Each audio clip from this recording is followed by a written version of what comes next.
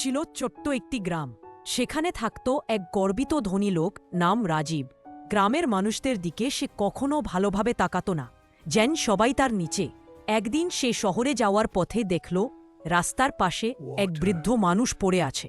রাজীব পাশ কাটিয়ে চলে যেতে চাইলে বৃদ্ধটি বলল, একটু পানি দেবে? রাজীব রাগ করে বলল, আমি কি তোমার চাকর নাকি?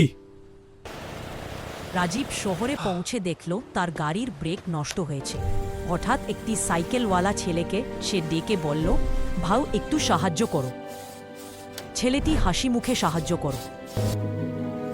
রাজীব টাকা দিতে চাইলে ছেলেটি বলল, না লাগবে না ভাই।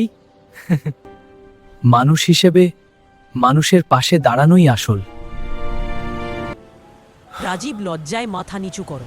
সে বুঝতে পারল আজ যাকে সে সাহায্য করো না, সেই অবস্থায় নিজেও পড়তে পারে। ফিরে আসার পথে বৃদ্ধ মানুষটিকে খুঁজে পেল।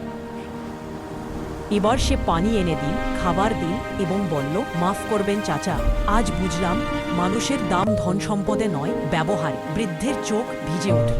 বাবা, মনে রাখবেন, একটি ভালো ব্যবহার মানুষের জীবন বদলে দিতে পারে। মোরাল: মানুষের দাম টাকা নয়, মানুষকে মানুষ হিসেবে সম্মান করা সবচেয়ে বড় শিক্ষার জায়গা।